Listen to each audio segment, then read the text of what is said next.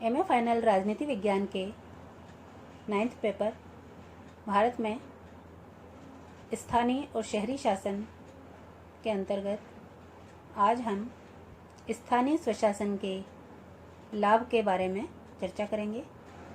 स्थानीय शासन के जो प्रमुख लाभ हैं उनको हम निम्नलिखित बिंदुओं के अंतर्गत समझा सकते हैं, जिसमें पहला है स्थानीय विषयों का कुशलतापूर्ण प्रबंध। यदि स्थानीय संस्थाएं ही नहीं हो तो स्थानीय विषयों का प्रबंध केंद्रीय या प्रांतीय सरकारों के द्वारा किया जाएगा। इन सरकारों से संबंधित जो कर्मचारी हैं न तो स्थानीय समस्याओं की पृष्ठभूमि से परिचित होते हैं और न ही स्थानीय उन्नति में विशेष रुचि रखते हैं। इसी कारण केंद्रीय या प्रांतीय सरकारों द्वारा इनका ठीक प्रकार से प्रबंध नहीं किया जा सकता। दूसरा प्रमुख लाभ है केंद्रीय शासन का भार कम होना। स्थानीय संस्थाएं केंद्रीय सरकार के कार्यभार को कम करके उसे अपने प्रमुख कार्य करने के लिए अधिक योग्य बना सकती है। तीसरा प्रमुख लाभ है सार्वजनिक क्षेत्र के प्रति रुचि जागृत करना। प्रजातंत्र की सफलता के लिए यह आवश्यक है कि सामान्य नागरिक सार्वजनिक क्षेत्र के कार्यों में उसी प्रकार की रुचि लें जिस प्रकार की रुचि वे अपने पारिवारिक कार्यों में लेते हैं। चौथा प्रमुख लाभ है राजनीतिक शिक्षण का महत्वपूर्ण साधन। स्थानीय शासन राजनीतिक शिक्षण का भी एक सर्वश्रेष्ठ साधन है। स्थानीय शासन के कार्यों में भाग लेकर जनता स्वयं शासन की रीति नीति को देखकर समझ सकती है। पांचवा प्रमुख लाभ है स्वतंत्रता और देशभक्ति की भावना उत्पन्न करना। स्थानीय शासन में व्यावहारिक रूप से भाग लेने से नागरिकों में स्वतंत्रता के प्रति प्रगाढ़ प्रेम और देशभक्ति की भावना भी उत्पन्न होती है। छठा प्रमुख लाभ है नौकरशाही की शक्तियों को सीमित करना। स्थानीय शासन का एक बड़ा लाभ यह होता है कि राज कर्मचारियों की शक्ति अधिक नहीं बढ़ने पाती है, क्योंकि उनका बहुत सा जो कार्य स्थानीय संस्थाओं द्वारा कर लिया जाता है।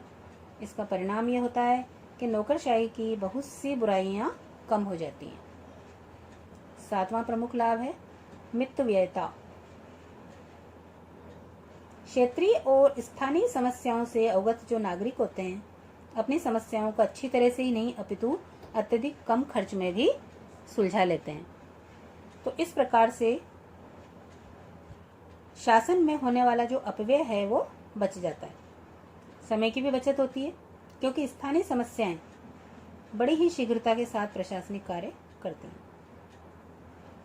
आठवां प्रमुख लाभ है शासन में जन सहयोग। लोकतंत्र में शासकीय कार्यों में जनता का जो सहयोग है वो अनिवार्य माना जाता है। स्थानीय शासन के द्वारा जनता शासन के कार्यों में सक्रिय भाग लेने लगती है।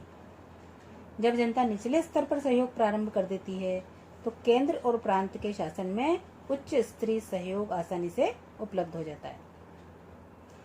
लॉर्ड ब्राइस ने कहा भी है कि स्थानीय संस्थाएं लोगों को न केवल दूसरों के लिए कार्य करना सिखाती हैं वरन उनके साथ मिलकर कार्य करना भी सिखाती हैं। तो इस प्रकार से स्थानीय स्वशासन के प्रमुख लाभ की अगर हम चर्चा करें तो इनसे यही निष्कर्ष निकलता है कि स्थानीय स्वशासन से केंद्रीय सरकार का कार्य भी सुगम हो जाता है और स्थानीय स्तर की जो समस्याएं स्थानीय स्तर पर समाप्त हो जाती हैं।